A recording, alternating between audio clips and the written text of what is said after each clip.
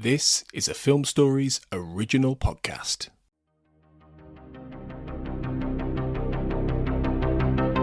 This is Writers on Film, the only podcast dedicated to books on cinema.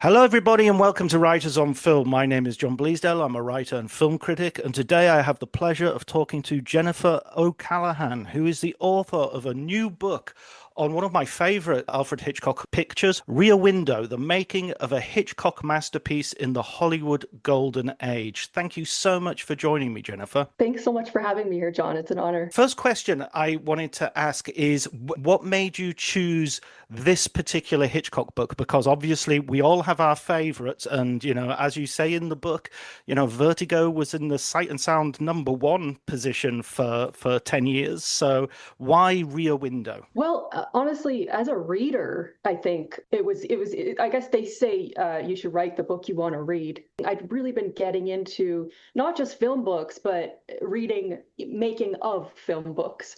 I'd read the one on Vertigo. I'd also read the one on that Sam Wasson had done years ago on the making of Breakfast at Tiffany's, the Fifth Avenue 5 a.m. one. And I found that book really wonderful and inspiring. And just the way a writer can pull you into the narrative and, you know, the storytelling concept of what's going on, and not have it be sort of dry. So that was sort of my inspiration. And then, of course, with Rear Window, out of all the Hitchcock films, it was always just my favorite Hitchcock film. I just remember the first time I saw it, I just felt like, oh, wow, this film's got, you know, as they say, you know, the best of Hitchcock. It's got the mystery, the suspense, but then it's also got the glamour. It was bringing Grace Kelly and all these Edith Head designs, and it's also got, you know, these amazing visuals to it, like this incredible set that, you know, I know Hitchcock, he had done one set films in the past, like Lifeboat and Rope, but this one was just kind of very extravagant visually. And there were just so many reasons why I think it was my favorite Hitchcock. I think there was one thing that really surprised me. I'd never read before, which was that there was a scene which essentially cut away from the bedroom and the backyard view to sort of his editor's office somewhere, and thankfully they cut it. Yeah, and it's so funny though that Hitchcock really took his time on that decision. You know, he still kept it in his back pocket.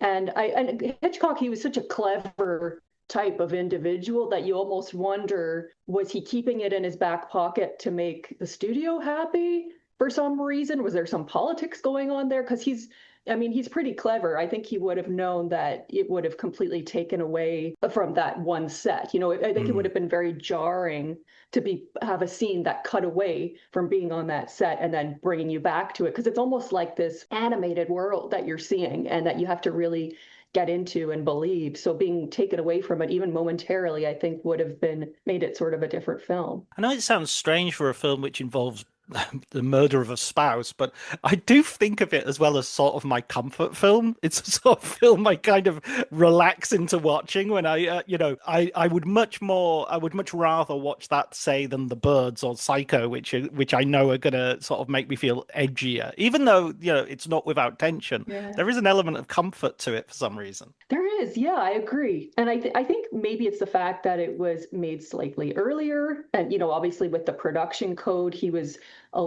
obviously was a little more careful than he would have been with a movie like Psycho, which was, you know, came later on in 1960. So I think that, you know, he was abiding by the production code, or the Hays Code, as we would have called it back then, of the early 1950s, that was still kind of in effect before it began to gradually lose its grip on filmmakers, going into the later 50s. But yeah, I think maybe it's the fact that we don't really see any blood or gore. Like we obviously know that it's happening because it's all implied and it's all, you know, it's in the dialogue there. But, you know, just the way, and also the manner in which he murders his wife is quite gory when you think about it, you know, talking about throwing parts of her in the East River of New York and that type of thing. But I think maybe it's the fact that we actually don't see anything, and we see a lot of images that are sort of comforting in a way. Like we see Grace Kelly come in and with her and her waiter from the 21 Club, and there's like all this glamour to it, this glamorous surface of it. I think that has sort of not really hides, but sort of shields the darker undertones, the darker core that we know is there of the story. Absolutely. And who wouldn't want to have a broken leg and be looked after by Grace Kelly, let's face it. Yeah, definitely. Or by the end, two broken legs, I guess. So let's talk a little bit about where this comes in the context of Hitchcock's career. As you say, I think this is really interesting in the book. You place it both in the context of his career, but kind of in the context of everyone's career, and also in the context, it's in the subtitle, of the golden age of Hollywood. So can you give us a little bit of a background about where this film is couched? Yeah, definitely. So the Rear Window was made at a time where America and of course Hollywood were coming out of the whole Red Scare, McCarthyism era. And it was very, that had been a very scary time. Like a lot of people lost their jobs, people like, really well-known people, even like Dalton Trumbo and, part of the Hollywood 10 and that kind of thing. Like it was a very paranoid time. And, Hitchcock had to abide by a lot of the rules, the strict rules that Hollywood had set out at that time. But I think that as the 50s went on, it was really a lot more, things started to, America started to be influenced more by foreign film, like the French New Wave. Things started to loosen up a little bit. Young people didn't, they were rebelling against their parents. They didn't want to watch the things their parents were watching anymore. And I think it was just a combination of things that sort of led to the blow up of the not just the studio system, but of course the production code. So I think that it was just a matter of time before, change is constant, as we know. And that's always it's reflected in what we watch on the silver screen. And I think that, it's just Rear Window was couched in at an interesting time where it was like, it was on sort of in between the McCarthyism, communist era, witch hunt era, and people starting to stand up and say, hey, I kind of want to watch something else. I'd like to actually see real life reflected on the silver screen. So and just also the fact I wanted to point out that with Rear Window, just the paranoia and the voyeurism of that film and the surveillance factor. I mean, it kind of couldn't have been made at a more perfect time, just sort of coming out of that McCarthyism era where people were feeling very paranoid and, looking at their neighbors and wondering, not sure who you could trust. And it also almost, like it kind of predicted even the future as well, like with the Cold War, like it goes on and on. So yeah, it was just like, I don't know, sometimes I'm like looking at Hitchcock and I'm like, is this guy clairvoyant or what? How did he know? He know like sometimes some of the things that he predicted? Absolutely. And I mean, you could even go further forward and talk about reality television, that idea of watching Big Brother, the house in Big Brother. You've got the little rooms all doing different things. Yeah. It's so funny because we have this, and I think as humans, we have this side to us that really likes watching people, obviously with the success and the monster success of a show like Big Brother, all internationally. Obviously, we like watching people who don't really, or they might be kind of aware that we're watching them, or maybe they're not aware. They're like in the diary room, I think I remember is what it was, that with Big Brother, that people would, we just love watching people in that way. But then at the same time, there's all these concerns on the flip side of, we don't really like being watched, like, if there, concerns about surveillance and things like that in our culture, or privacy with social media now and things like that, and who's watching us. and who's listening to us, that type of thing. In terms of Hitchcock's career, and in fact, in terms of the career of several of the people, the main players, I mean, main players being Jimmy Stewart, Hitchcock, and Grace Kelly, this film comes at a sort of pivotal point. You know, you talk about how Jimmy Stewart's coming back from the war. He's worked already with Hitchcock, but this is almost where Hitchcock is looking for someone or finds him as a sort of transitional figure from Cary Grant. And similarly with Grace Kelly, he's kind of trying to find his sort of Hitchcock blonde that he has Yeah. hitherto had, with Ingrid Bergman. Yeah, yeah, definitely. Yeah. I think so. I think with Jimmy Stewart, I think you know, I think with Hitchcock, I think that Cary Grant represented the man he wanted to be, like, like the suave, charming guy. And I think maybe with Jimmy Stewart, it was a different quality. I think Jimmy Stewart represented the man that maybe he saw himself in. And that I think a lot of people, that sort of, guess today's equivalent might be Tom Hanks. It's like the person that we sort of see ourselves in, or maybe we know someone who's like kind of like them, just that guy next door, that affable sort of quality.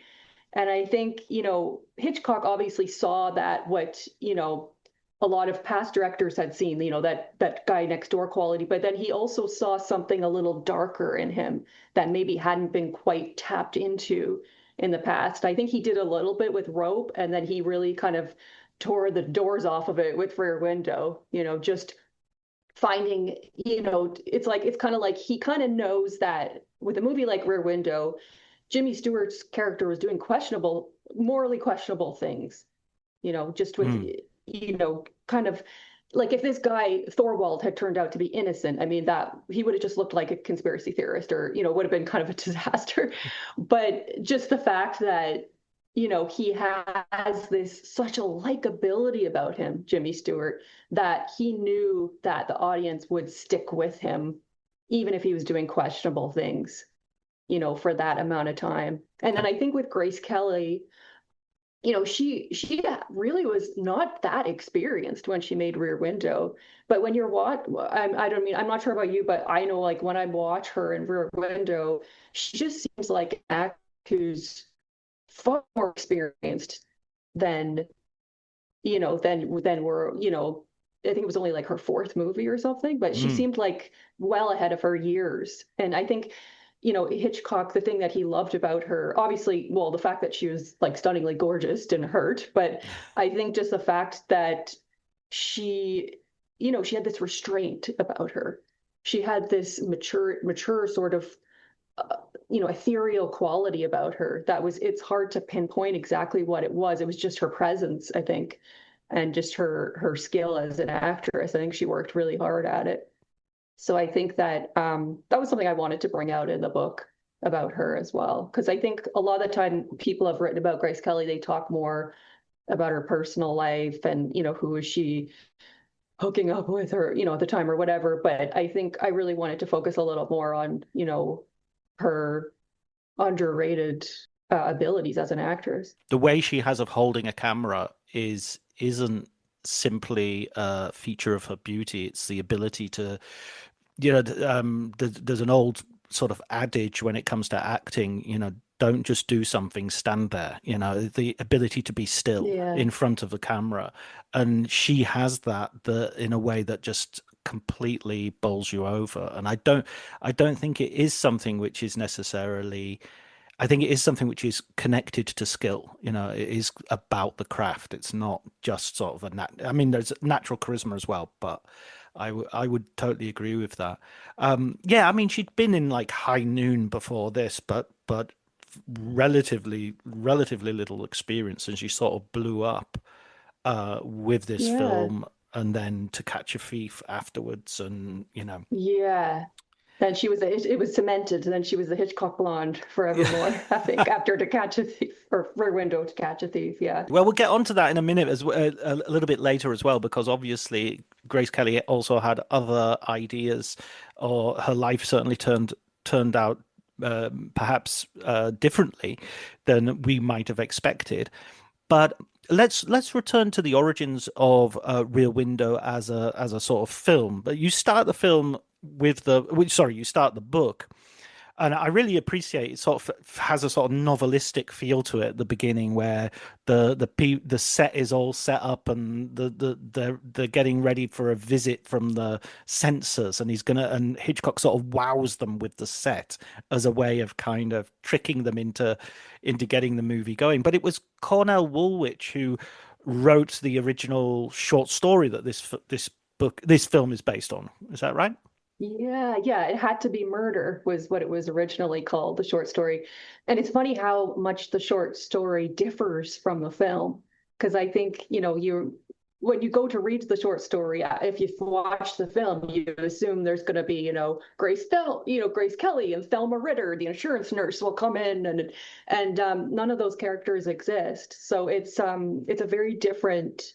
The short story is obviously very, very different. And also one difference with the short story, and I'm sorry if this is a bit of a spoiler, that it does not really revealed until the very last sentence that his leg is broken. Whereas Rear Window, it's the first thing you're made aware of as an audience member. So it's almost like, I think Hitchcock, he read the treatment and the short story, and he knew that in order for this film, or in order for the short story to be reflected effectively on the screen, there had to be some Hollywood changes. There had to be some things that pulled everyone in, maybe including women as well, like having those female characters. And I think he definitely made the right choice. I think sticking with the original short story, it would have been just such a different film. So I think, yeah. And then, of course, you were saying about the set. The set was really, I think it kind of saved the film in a way, because the PCA, the Production Code Office, they were reading the script before it was, really being in production. And they were, not making sense of the script. Because I think if you just read the script alone and you don't really understand the visuals, it could seem a lot more at that time, I guess, when things were more conservative. To them it would have seemed more like, oh my God, this guy's just lecherous, and he's just staring out his window at Miss Torso dancing half naked, and and then there's some gory murder going on next to her. Like, what's happening? So I think when they came and visited the studio, and then they actually saw the set, and they were shown by the Paramount liaison, this is actually how it's going to appear. Like, there's going to be a lot of distance involved here, and a lot of things that are going to be left up more to the audience's imagination. I think then it finally passed their test, and then they approved it. I love the fact as well that Hitchcock sort of films some nudity with Miss Torso, and then knows that it will be cut. And Paul Verhoeven did the same thing with RoboCop, where he shot a really gory scene and said, "Oh no, I think it was Richard Donner with Lethal Weapon." They shot a very gory scene, and then they said, "That's for the censors. That'll never get passed." But while they're cutting that, we'll get away with the other things. Oh yeah, definitely. So this trick continued into, when we went, instead of having a production code, we went into a rating system, which we still have today. That's so funny that it's still, that idea still continues. These directors.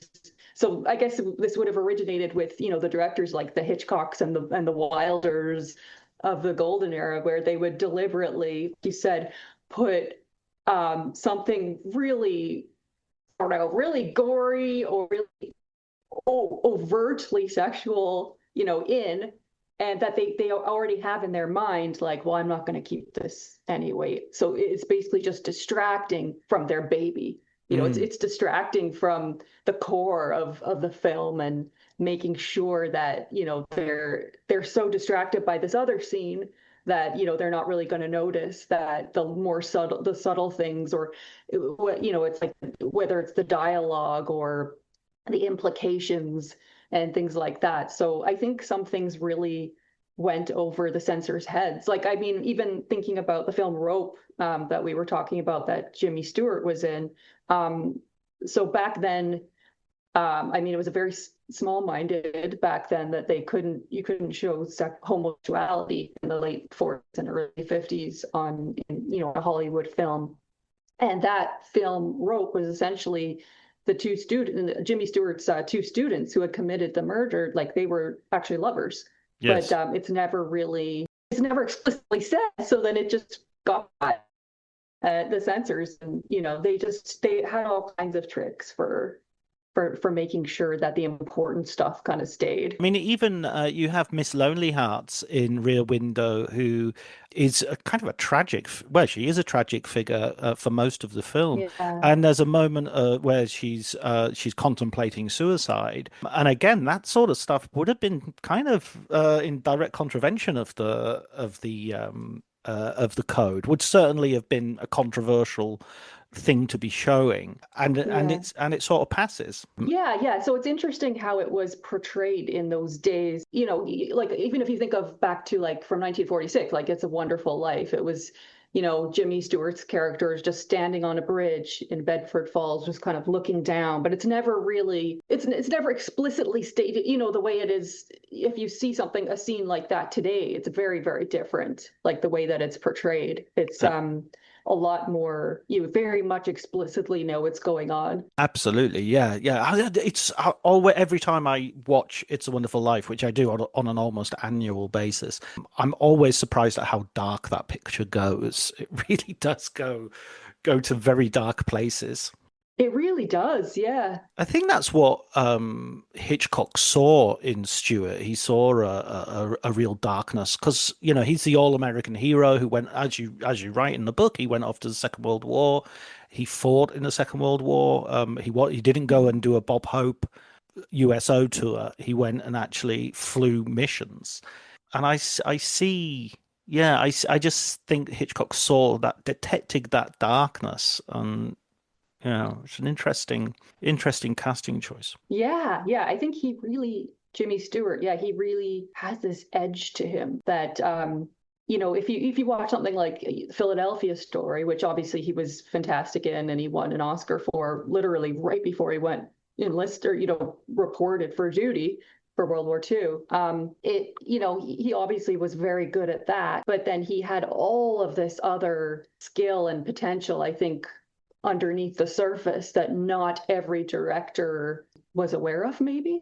And I think that Hitchcock, I think he was just very aware of it when he worked with him on Rope for the first time, which was post-war, obviously, to 1948. And I think he'd also brought back all of this, from the war. I think, I interviewed his daughter, Kelly Stewart Harcourt, and she said that when he came back from the war, he was so all over the place that he didn't even want to act anymore. Like he was so, and I think back, in those days, they didn't have counseling for PTSD. And, I think when a soldier came back from war, that was just like, okay, well, let's move on. Let's go focus on something positive now. Let's, just go get married, have a family, or, it wasn't like, let's talk about it and let's unpack this, what this trauma you've been through. So I think maybe first Jimmy Stewart, I think when he had just thought, I don't know if I really want to act anymore. And then he ended up getting, Frank Capra came to him with It's a Wonderful Life.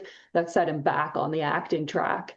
But I don't know I think maybe acting for him might have been cathartic. Post World War II, and maybe we're seeing more of those dark characters in post World War II as well that he was playing. So maybe I think that might have been completely cathartic for him to play that, and just as far as the trauma that he inevitably would have brought back from the war. Absolutely, no, I totally agree. And there's all those Anthony Mann westerns as well that he plays. They're all kind of quite dark characters as well.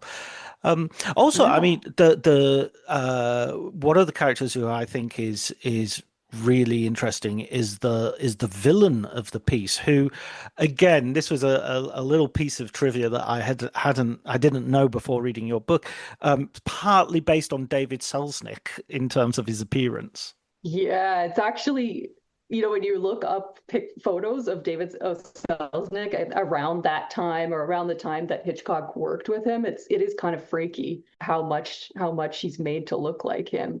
It does seem pretty. I mean, I know Hitchcock never publicly, I mean, he's just not the kind of person I think who would have ever publicly admitted to something like that. But it seems pretty, I don't know. It's the resemblance is pretty uncanny that it would be. And I know that, him and Selznick, like they've worked together for like 7 years, and it was really I think it was really unpleasant for Hitchcock because Hitchcock had, he had, I think what was more important to him probably in life than anything else was being able to having creative autonomy and being able to make the films that he wanted to make. And David Selznick would interfere with that. And, like I know with Notorious, when he was working on that, David O. Selznick was trying to get certain scenes removed, like in the wine cellar. And it was like, I think it was just something that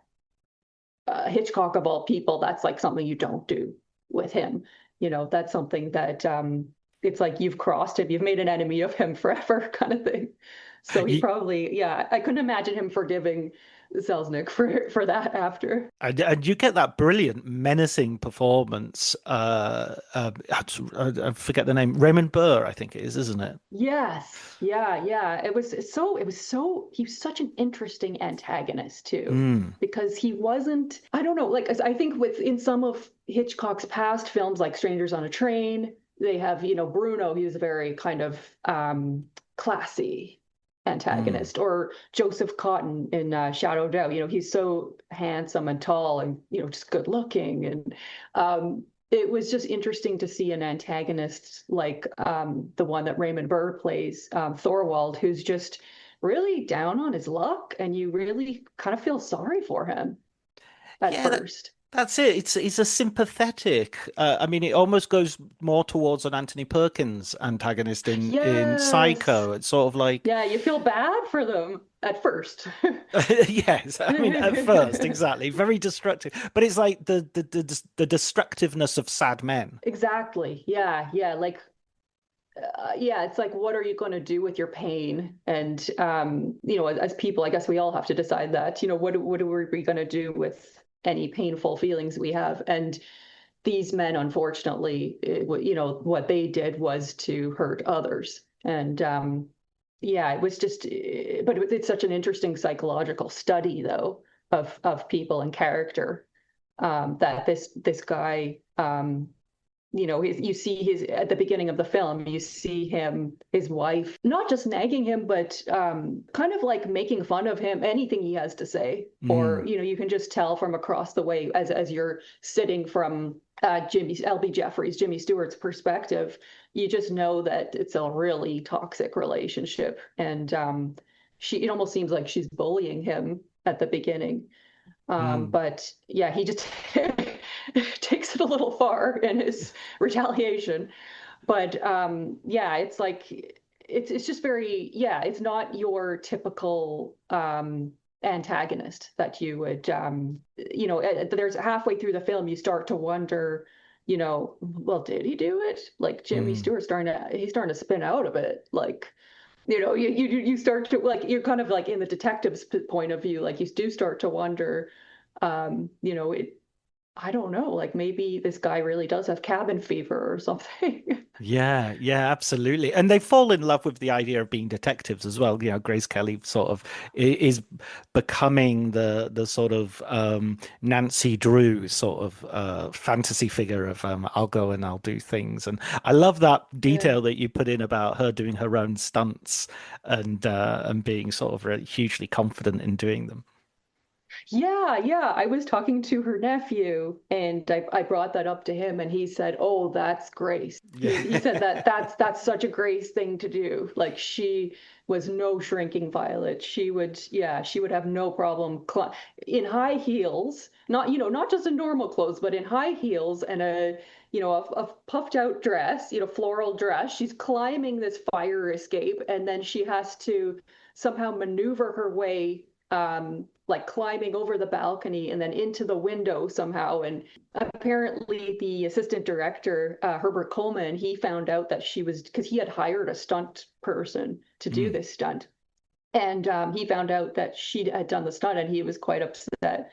And because I think he saw her as, he didn't see her as Grace Kelly, strong woman. He saw her as Grace Kelly, the girl we all need to take care of, and she's a delicate flower. And so to appease the situation, she went, and he was taking a nap one lunch hour on set, and everybody had sort of cleared the set to go for lunch and everything.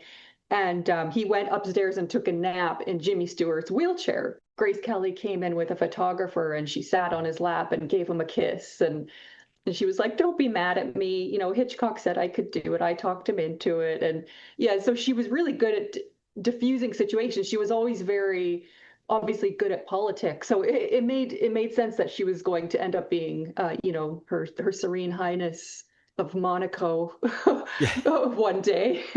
She was obviously very good with people and situations like that. Absolutely. I remember I saw her when she came to visit near where I lived in England, and she came to some Oh, sort of wow. thing where she was opening a fete or something.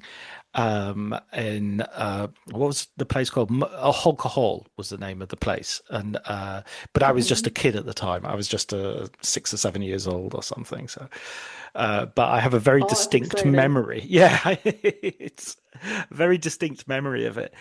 One of the things I really loved about the book was also how you followed the people who, not just the protagonists and even the larger sort of the antagonist, but one of my favorite episodes that you relate is Miss Torso and her sitting in a cinema and watching herself. And you never, again, it's sort of one of those things that you never think of. They're just, oh, that's just the whoever that is. But no, that's an actress who actually was a dancer, and she actually wanted to do, had a career. And I just thought that was a great expansion. It was almost like doing something within the universe of the film. Yeah, yeah, it was so interesting to find out, not just about the main stars, but also about the stars that, like Miss Torso or the composer, that where you just wonder, like, who are these people? Like, they're not, they're obviously, we didn't see them a ton in other things. And so it was so interesting to find out about their lives too. So I interviewed a man by the name of Jim Katz, and he was one half of the team that restored the film in Mm, 2000. And they reached out to everyone that they knew, who was still with them. And Georgine Darcy, who played Miss Torso, she is the youngest cast member. So she was one of the few surviving cast members at that time. And yeah, it was just really interesting to learn about her and what she ended up doing with her life. And she wasn't really that keen on being an actress. I think she just really loved to dance. mm, And Hitchcock had even said to her, if you go and study, Chekhov or something in Europe, and I can make a star out of you. And she just laughed. She's like, "Oh, well, mm. obviously that's a joke." Like, she just didn't really take acting that seriously. So I think when she went in, as you mentioned, to the premiere, she was found Hollywood and just the press, she found it all a bit off-putting that, people were asking her, "Who are you? Say your name." And she'd say her name, and they were like, "Well, I've never heard of you." And then she just felt deflated and went in and watched herself. And she was completely freaked out by seeing herself, which is so funny because the character she was playing, Miss Torso, was this huge exhibitionist. So maybe it turned out Georgine Darcy was not the exhibitionist that she portrayed on the screen. Oh, absolutely. Yeah, yeah. I mean, I think that is so true for the way women are often portrayed in films and in advertising, TV and culture generally, is this you know, confidence, intimidating confidence. And in Yeah. reality, that well, in reality, that's far from the case with many of the people who are actually even involved in portraying that. The actresses and models who are they're actually people who are riddled with insecurities, as much as, if not more so, than the rest of us. Yeah, absolutely. And they're probably, it sounded like with Georgine Darcy, maybe she was questioning whether this was a route she wanted to go. Yeah. Once she got into it and got into seeing herself on the screen, I think she started to wonder. She started to think, well, I really just wanted to dance, and maybe this is not a part of the industry I'm cut out for. So I think, yeah, she ended up getting married very soon after, and she retired from acting for a while. And then I think when she divorced, she did a few more acting gigs. I think she did a movie called Don't Knock the Twist. So she still kept dancing where she could, but yeah, it was something that she didn't have like the same kind of drive to act, the way someone like Grace Kelly or Jimmy Stewart had. Sure, absolutely. And the composer, he had an interesting future ahead of him. Yes, that was really incredible to learn about. Ross Bagdasarian. So he, appearing in Rear Window wasn't even his biggest accomplishment. He as a songwriter, he really blew things out of the water. Like he did I guess his biggest hit. I mean, he'd done a few great songs like Come On to My House that Rosemary Clooney had sang and things like that. But I think his biggest hit was the Chipmunks Christmas song, Christmas Don't Be Late. And that was incredible to learn about. And, I think it seemed like with Ross Bagdasarian, he, like I talked to his son, and his son actually took over the Chipmunks empire. So it's a huge family affair. Like his son and his kids, like they do voice work and all this kind of thing with the Chipmunks. So it's totally, it was totally inherited, and that's why it's really stayed alive. And it's such a pop culture thing, that Alvin and the Chipmunks. But I think Ross Bagdasarian, I think he enjoyed acting, but I think maybe like Georgine Darcy, it might have been a bit more of a lark than something that he wanted to seriously study. I think when you're a songwriter, when you're a composer, I think you're kind of used to calling your own shots. And I think maybe going in and being an actor, I think always taking direction and being a little more, I don't want to say passive, because actors work very hard, but you're kind of taking direction from someone else in order to help create a performance. And I think that with Ross Bagdasarian already, having this amazing talent as a songwriter, I think that, acting probably wasn't going to be something that he was going to stick with. So he ended up going back to music, doing winning the Grammy for Christmas Don't Be Late, and, was like one of the biggest like Billboard songs of the year. And then he also ended up getting into the wine business too. So I think he was very restless. Like I think he kind of liked to do a lot of things, have his hand in a lot of pots. Absolutely. And I can't let it pass. We have to underline the use of the phrase chipmunk empire earlier in your answer as well. It's not that often on the podcast we get to say chipmunk empire. Those two words they've got a bit of a flow to them though. Yeah, they do, don't they? Yeah. So when we talk about the reception of the film, film was a huge success critically and commercially, and it feels to me like it's an inflection point a little bit for Hitchcock's career. Rope. Everybody saw it as a sort of like, yeah, it's okay, and I guess nowadays there's this big. I think it's returned this idea of the oneer as a sort of really big idea. Maybe you want to just explain that a little bit for some of our listeners who might not be familiar with the film. Yeah. So with Rope, it was almost like a sign of things to come with Rear Window.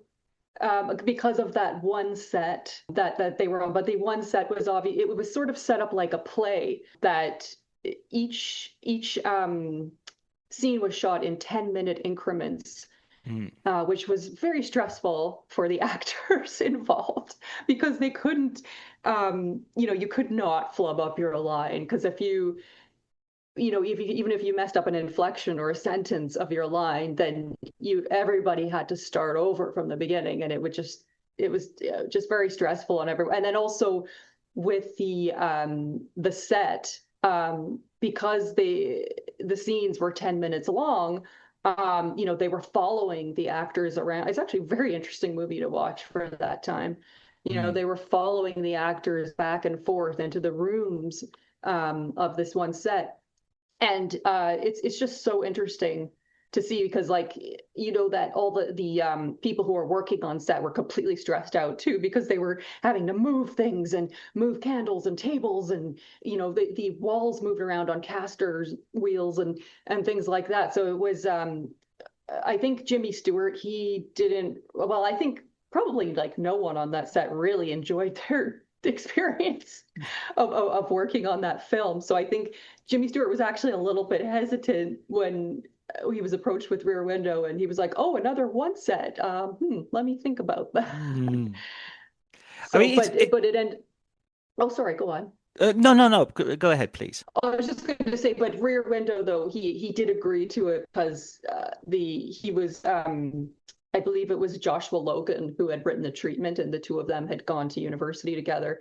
And he had said, don't worry, this is going to be a great character for you. And it was confirmed to Jimmy Stewart that there wouldn't be like 10-minute long takes with Rear Window. Yeah, absolutely. I mean, it's interesting at this point because he'd worked previously with Dial M for Murder with Grace Kelly, and they were using 3D on that as well. It's almost like Hitchcock was kind of constantly looking for something which was going to be the next big gimmick, the next big thing, and it's kind of interesting when he does this, and then later he'll do Psycho in black and white, and it's almost like a back to basics approach. Yeah, it was really interesting that I think with maybe what happened with the I think with Rope, that was definitely Hitchcock driving that. Like that was a something that he wanted to try, and people around him thought, yeah, maybe that's a bit of a gimmick. But I think he loved to experiment. And I think with Rear Window was obviously an experiment as well. But I think with Dial M for Murder, doing the 3D, it's interesting because he ended up hating 3D. Like he thought it actually, in his mind, he felt that the 3D kind of put this wall against the audience and what was going on screen, that they weren't able to be as pulled in emotionally to what was happening. So that was really interesting that he ended up, 3D ended up not agreeing with him. And it did sort of become a gimmick that went away anyway. And then obviously it came back years later with the 3D glasses and everything. But yeah, I think, it's just really, really interesting to see the way. And then with Psycho, doing the black and white back to basics. But then I guess one thing that really stuck out that was completely out of left field about Psycho was the fact that, like, oh my gosh, you would kill off your female protagonist, not even halfway through the film. Like that was unheard of back then. So I think that, he was always kind of experimenting and trying different things regardless of what he was working on. And also it's it's the Hitchcock blonde, so it's the person who you're expecting to spend the rest of the film with. You've done this before, and it's not Yeah. I mean, even when it happened in Vertigo, she came back. That was the story. Was all about her coming back. Exactly. Yeah. I think with Psycho, it was just such a shock to people, and it just shows, he was just such a marketing genius too, outside of being an amazing artist. Like he just knew how to market the heck out of everything.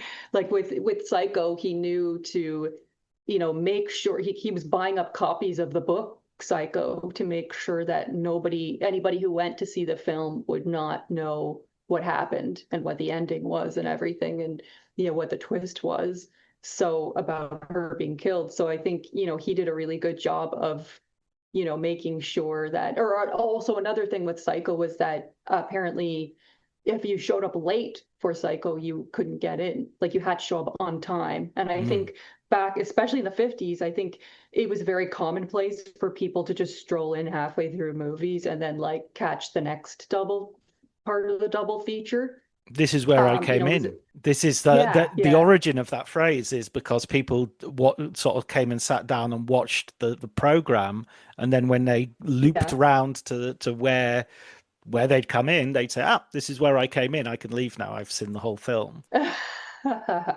That's so funny. Yeah, no, I Yeah, mean, yeah, it's true. I think Psycho had that effect where Yeah, he was insisting that cinema owners, theater owners, wouldn't allow people that casual sort of approach to films. And these days we sometimes criticize people for their theater behavior, but in the past there were things that we wouldn't be used to at all. People just strolling in and out of a theater. yeah, yeah. And I think it was because it was just a different culture. It was different expectations back then. Yeah. Yeah, now it's like yeah, you everyone shows up on time for the movie now. And if yeah, it's like now it's about phones though. Now it's about having your phone out and or texting and while someone's trying to watch. So I think we've got new issues now, but Absolutely, absolutely. So following its initial release and its initial it became difficult to see, right? Well, what was the story there? yeah, so Hitchcock did re-release Rear Window one more time on the tails of Psycho, Hmm. just on the success of Psycho. And this time he was marketing it differently. So the first time he released Rear Window in 54, it was like he was kind of, using the set to sell the movie. But this time he was able to use, a lot of things had changed with the actors, like Grace Kelly became Princess of Monaco, Raymond Burr had the success with on Perry Mason. So that I think they were using, different ways to sell Rear Window the second time around. But then after that, Rear Window was put into the vault, and Hitchcock actually owned Rear Window along with Rope, The Man Who Knew Too Much, Vertigo, and The Trouble with Harry. And so those 5 films were essentially put into the Hitchcock vault. And then when he passed away in 1980, his family inherited these films, and they kind of just hung on to them because people would approach them, film societies and things like that. Like they would approach them, and the deal was never really sweet enough, to get all those films out again. So they kind of just sat there in a they just basically for years, for decades, Well, until what was the motivation? Was it just commercial, or was it? well, people have asked that question. People have asked his people at the time asked his agent that question, and I think what it was he had own. I think it might have been a financial thing because he had ownership of the films, and then a lot of the rest of his films were not owned by him or the Hitchcock family. So I think it was partially financial, but apparently it is said that right before he passed away, there was talk about him re-releasing or doing something with the films, and then he just got too ill. I think at that point. But yeah, and then there was a man named, I think I brought him up earlier, so he had worked on the restoration later in 2000, but Jim Katz in the early 80s, he was working at Universal at in the classic film division. He was president, and he was really the driving force in getting these 5, they were called the Forbidden 5, getting these 5 films re-released in specialty theaters around the country. So when he actually found the films, he noticed what bad shape they were in. And that was when, it was to a point where it even affected the plot. Like there's the scene in the film in Rear Window where the childless couple come out onto the balcony, and the lady is screaming and crying because her dog has been killed, and we know that it was by Thorwald. And originally in the film, everyone turns on their lights except for Thorwald, but we know that he's home because we see his cigar flickering in the dark. That's so we know right. he's home, Yes. and he's listening, and he's just not turning his light on because he's guilty. And by the time in the early 80s, by the time that the film was re-released, the film had suffered, I think, something called vinegar syndrome, where it causes a bit of fading.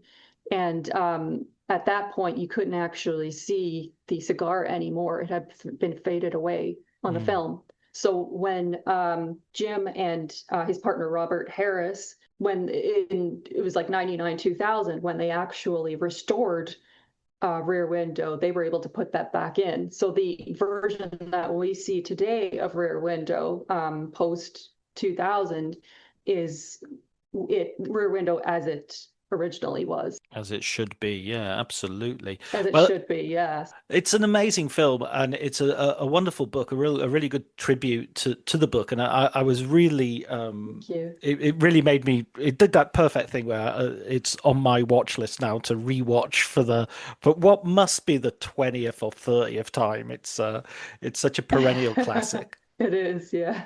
So my final question for you, Jennifer, is I'd love you to recommend a film book for us. Okay. So recently I just started reading The Path to Paradise by Sam Wasson, All and right.